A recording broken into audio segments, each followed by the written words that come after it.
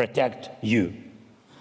Secondly, I'm grateful to all countries that are part of the coalition supporting Ukraine's defense. We've created effective, really effective coalitions, effective drone coalition, and you can see how drones help us hold the life, hold front line and strike Russian military infrastructure deep inside Russia. We also have a strong aviation coalition. Thank you to all its members. Ukraine has received and is building up modern combat aviation. This is a huge, huge help.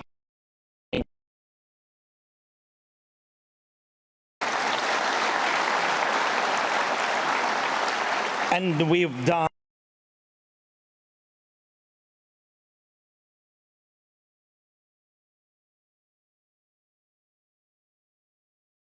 this quickly. Thank you to everyone who helped. And I also want to highlight the coalition to return our Ukrainian children. Children abducted by Russia. And this is a global effort involving countries from Italy to Canada, and thank you to each one. Just yesterday, I spoke with about this work, and it already is. I'll discuss this with and other leaders as well. And we must explore every to their families, to Ukraine.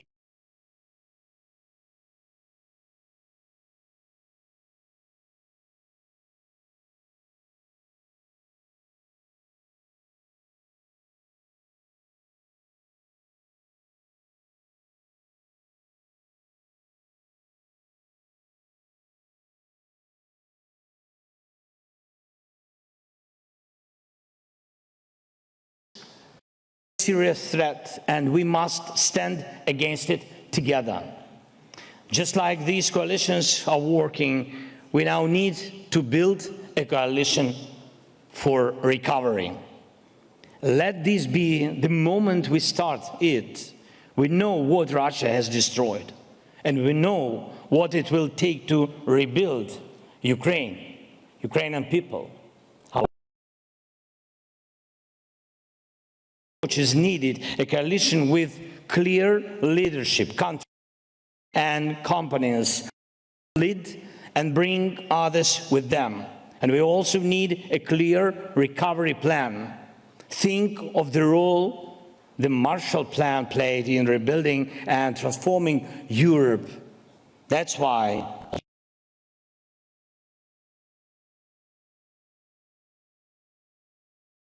and now we have real opportunity, a new wave of progress. We need a Marshall Plan-style approach, and we should develop it together.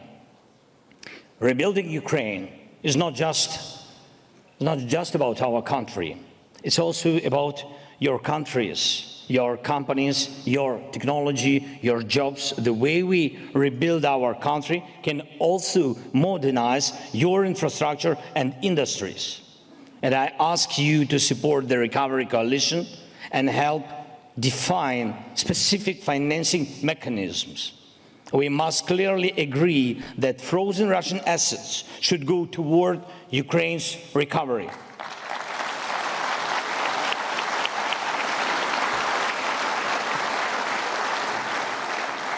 Not only the income from these assets, but the assets themselves must be used and much more actively than they are now to help save lives. And we also need a clear system for reconstruction, a special recovery fund, and financing at different levels for Ukraine's national budget and for local communities. And we are very, very open to working with any business that can support our strengths, production, logistics, and of course, rebuilding. And let me emphasize one more thing. We welcome true partners, those who are not. And let me emphasize one more thing. in this joint recovery project, we will only welcome true partners, those who are not helping Russia continuing this war.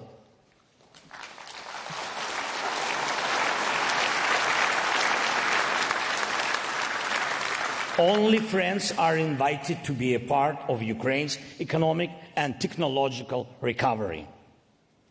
And one last thing. We are already preparing for the next winter.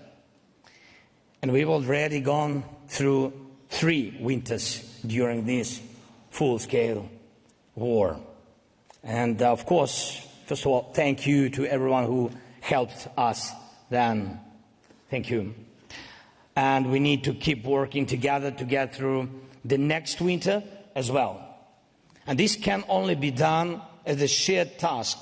And let's use this conference to move forward with that. I thank Norway for already, by the way, supporting us. Thank you to the Netherlands for your help. Thanks, Germany. Thanks, Ursula, Antonio. Thanks so much for the EU's continued support in helping Ukraine face energy challenges, real challenges. And we must keep making sure our people are protected. I also thank Italy, more than 500 companies, Georgia. Thank you so much, and to your team. More than 500 companies are represented here at the conference. Around 200 agreements are ready to be signed with a total value of over 10 billion euros. All of these must be fully implemented. And please, let's also focus on energy. Putin has only 2 real allies: terror and winter. And we must respond to both. Thank you to everyone who is helping. And let today's meetings bring real results that matter to people and are visible in their lives. And every day, all of us must stay focused. All of us must keep up the pressure on Russia.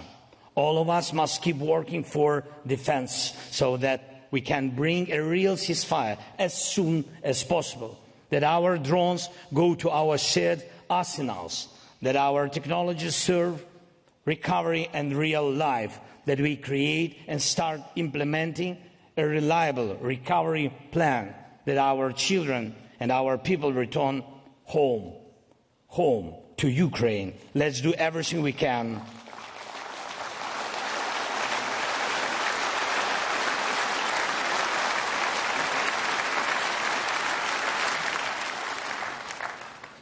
Let's do everything we can for real peace as soon as possible. Just peace. Slava Ukraini!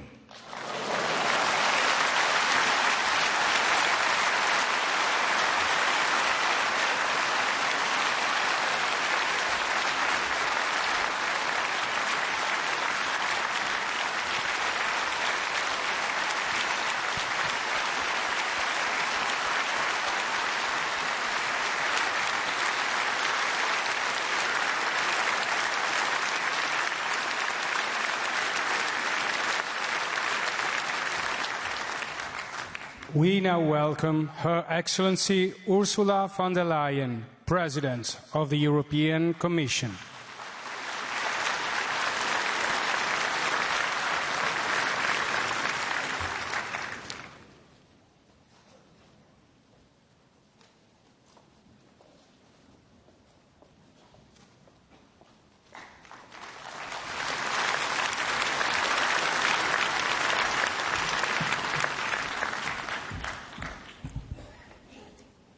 Prime Minister, dear Giorgia, President Zelensky, dear Volodymyr, dearest Olena, what a pleasure that you came along too. Thank you very much for being here.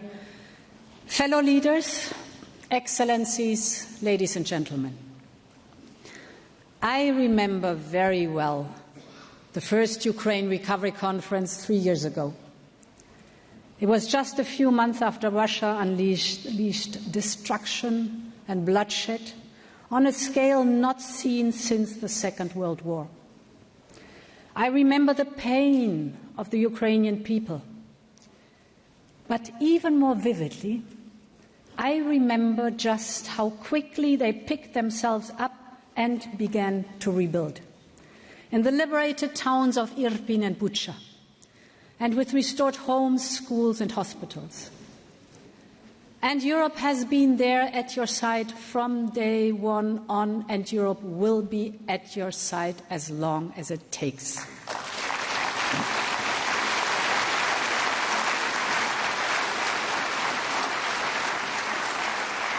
Today, we gather here in this eternal city to show our enduring commitment to Ukraine.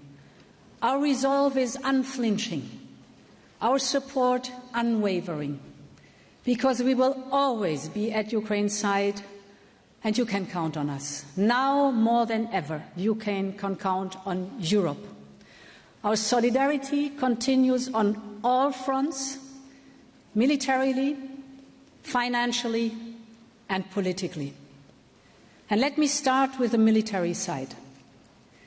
Ukraine's military has done what many said was impossible. They reached holding back the Russians and crippling their navy and their bomber fleet. This is impressive. Ukraine is the frontier of military innovation. But Russia's arms race continues. This is a war from Russia of resources and competing defense systems, as much as it is a war of values. So we must continue to invest in Ukraine's defense and tech primacy. Our Defense Readiness 2030 plan will be key. It will make available the necessary resources and fiscal space to deliver a surge in military capabilities. And it will boost investment in Ukraine's defense industry. In addition, supporting Ukraine will also allow member states to reach their NATO target of 3.5 plus 1.5% of GDP. All told, over 800 billion euros can be mobilized, so there is sufficient finance. But we also need to organize to ensure that the needs of the member states and Ukraine can be matched. And this is why we will be working through the SAFE instrument to create a mechanism to bring this together. As you said, Volodymyr, Ukraine has cutting-edge weapon systems, and Ukraine can deliver really fast and at low cost. This is precisely what we need in the European Union. But, as you said, Volodymyr, Ukraine's defense industry is only operating at 60% of capacity. Now, our member states can take their SAFE loans and procure directly from Ukraine's defense industry. For our member states, it's high quality, fast and cheap. For Ukraine, it's both crucial revenues, but also the opportunity to strengthen its defense industrial base. To my second point.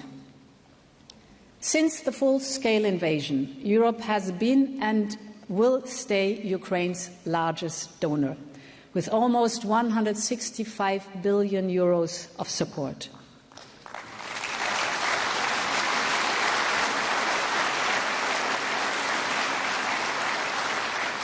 And this year alone, we will cover 84% of external financing needed. As part of this support, I can announce €1 billion payment in macro-financial support, dear Volodymyr.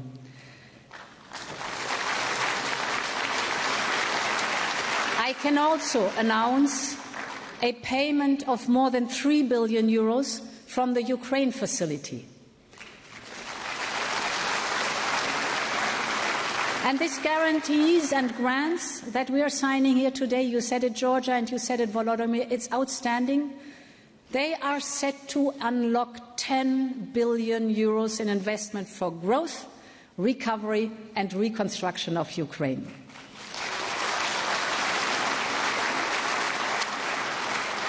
And we will ensure that Ukraine is supported until 2028 and beyond, when the new European budget kicks in. The new partnership with Ukraine will also play a key role in boosting private sector investment. That will be critical to reconstruction. And we will be able to build on strong foundations. Volodymyr, I listened very carefully. You said we need a special reconstruction fund.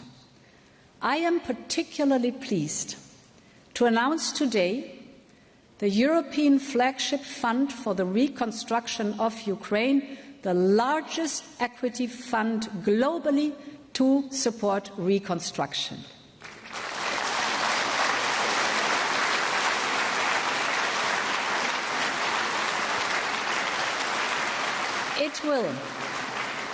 It will, together with the private sector, kickstart investment in energy, transport, critical raw materials, dual-use industries. We are literally taking a stake in Ukraine's future by leveraging public money to bring large-scale private sector's investments and help the rebuild of the country. And I'm particularly pleased, and I think from the bottom of my heart, that we are building this together with Italy, Germany, France, Poland, and the European Investment Bank. Thank you so much for your commitment.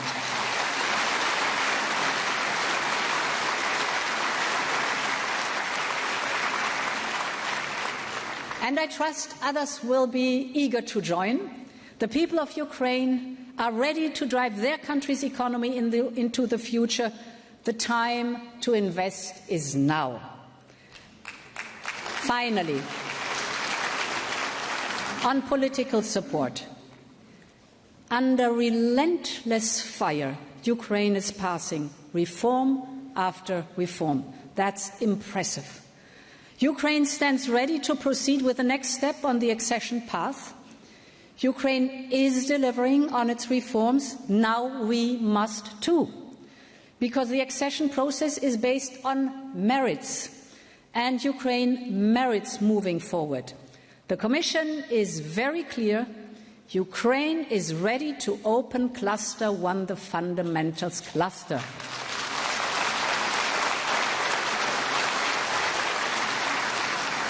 Now we have to act to move forward for millions of Ukrainians, soldiers, teachers, doctors, farmers, you name it, for Ukrainians from all walks of life. And for them, the future has two flags: the flags of Ukraine and the flags of Europe.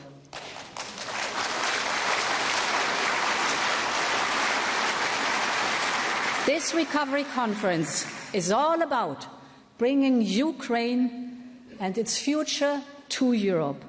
And Ukraine's future is in Europe. Let's make it happen together. Slava Ukraini, long live Europe.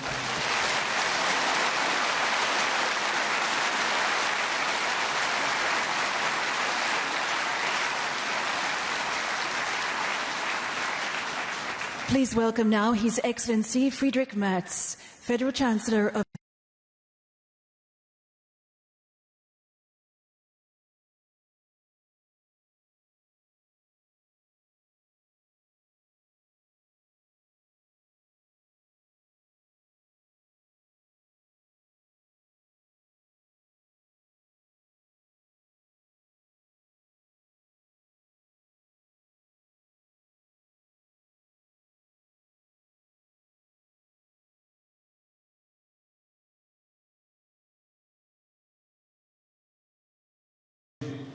of Western Europe, and particularly of my country, Germany, after World War II.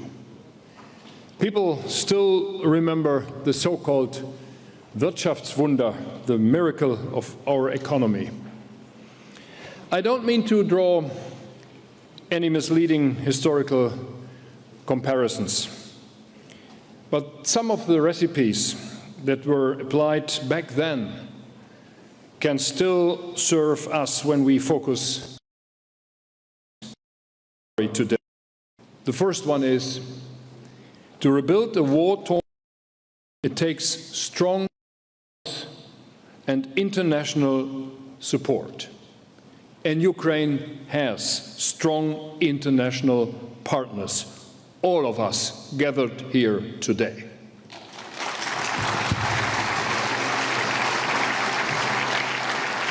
Today, Ukraine has dozens of partners around the entire world. The European Union, the G7, the IMF, and of course, all of us that have come together today, strong and international